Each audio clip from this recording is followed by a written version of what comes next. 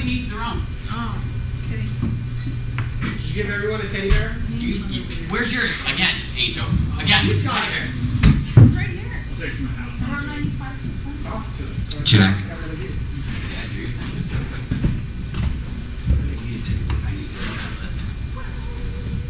Chris smokes. Last time that that guy. Roll. A five. Are you ready? You ready? Yeah. Good evening, ladies and gentlemen, and welcome to the fabulous Mt Tabors Legacy. I would like to take this opportunity to thank you all for coming out tonight, and especially Kate, Thanks, Kate. Thanks, Dave. We love Kate. for giving us this chance to present the Mate-Trixx trilogy for you tonight. Before we begin, I'd like to take a moment to give you all a little history on how we came to be gathered before you tonight. Our story begins 5 months ago in Buffalo, New York. It is a love story of sorts, albeit a sad and lonely one. It is the story of John and Todd, childhood friends bonded for life through their desire to laugh at their closest friend's expense.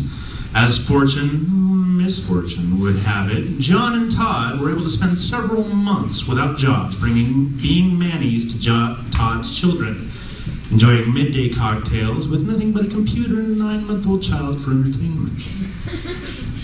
Our heroes felt compelled to embark upon one of the greatest hoaxes of all time and their frenemy of several years.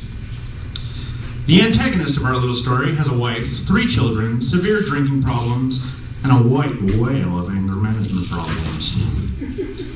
After several interventions, a few heart-to-hearts, and drinks to chase the blues away, it became evident that the gentleman would never see the error of his ways.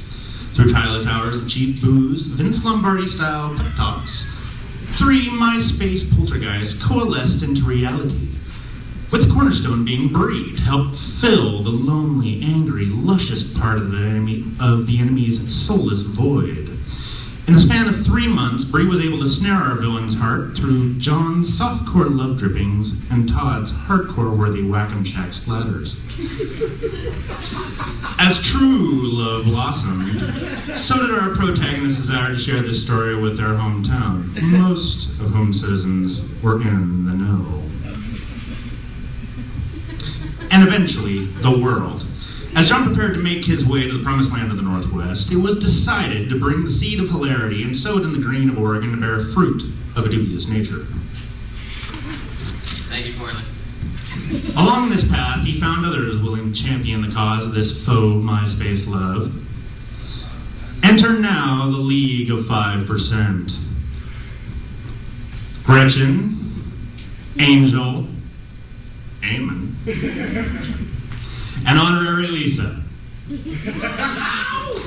Brought together by their shared love of past shuffleboard annihilation, hooks, needles, and a mutual disgust of this lying, angst-ridden, child-ignoring drunk, and a no-spawn-marked fate.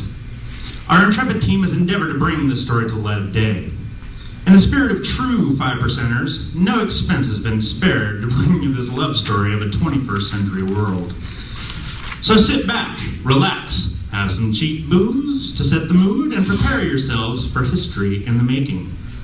One day you will all say, I was there. I saw it happen with these very eyes. This is history, ladies and gentlemen. This is the Mate-Trixxx.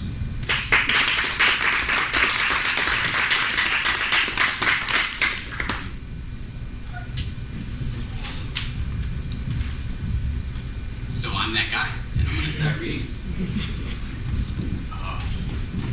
Are you from around here? Because if you are, I gotta know you. Well, anyways, if you don't, you seem alright, musically that is. Tell me a bit about you. Sick of it all? Agnostic front? Hate breed? Are all coming soon? You should go with me and my boys. It'll be a blast.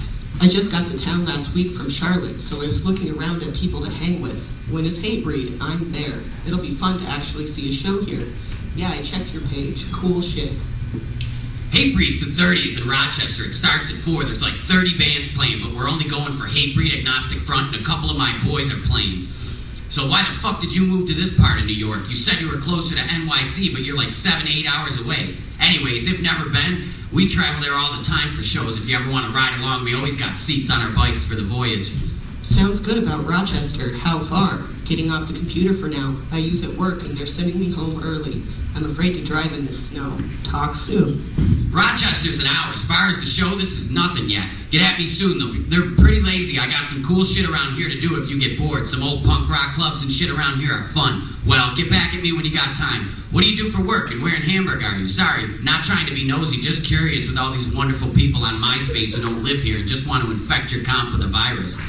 Well, if you want to get some ink, you got to go out with me. Me and my boys get our shit done for practically nothing, and the boys and girls who do them are amazing. Buffalo has probably some of the best in the country. Let me know when you want to get colored, and I'll hook it up. The inner tubing thing, you'd love if you'd like to go fast. You say Charlotte, huh? I used to live with some friends out next to Wrightsville Beach many years ago. Then they sold the whole house to some rich fuck. Fuck unpacking. You need to experience what Buffalo has to offer. Your boxes aren't going anywhere. Also, you got to check out some of my boys on my page and give them a shout, check their ink, etc. Let me know if you need finding anything around here or whatever. Oh yeah, what do you do for work? I checked out some of your friends. They seem nuts. Yeah, I found Cooper because I liked his work. Maybe soon for me, after New Year's. You don't have any tattoo pics. What have you got? Wrightsville is actually a cool little town by the beach. So, tubing, huh? Alright, you had me at Inter, LOL. When?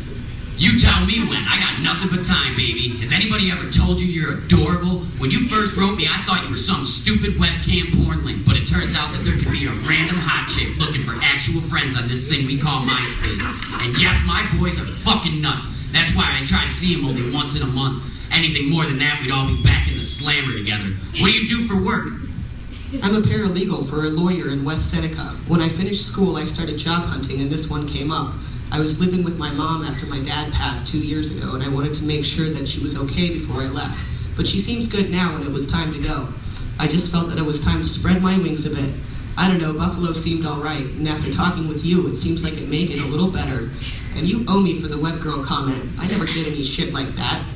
Well, the web girl comment wasn't supposed to be derogatory in any way, shape, or form, so with that said, if I offended, I'm truly sorry. A paralegal, huh? You don't strike me as a paralegal. Well, I don't strike anyone as a fucking civil engineer who handles tons of federal government work either, so touche. Buffalo's a really great city to live in. I've moved and traveled all over this country, and I always come back to the old beat-low. That's what we call it. I'm sorry to hear about the father. My dad has a terminal illness and have been bracing myself for that same heartache for years to come.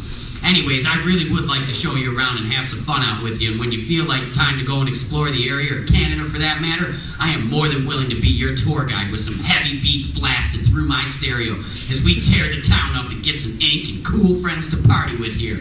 Oh yeah, I got heated seats in my SUZ so your ass will be warm and the snow won't bother you. Gotta have heated seats at Below. The winters are much more bearable. So warm my ass in those heated seats. Just got back from work, it's cold. Sorry to hear about your dad, it sucks. Yeah, I think sometimes you have to just leave your hometown. You get so bored and lonely, it makes you crazy. But anyway, back to good stuff. I think I want to get my ribs done, so you don't see them at work. Only show it to people I like. Maybe a pinup girl with a hoodie dancing at a show.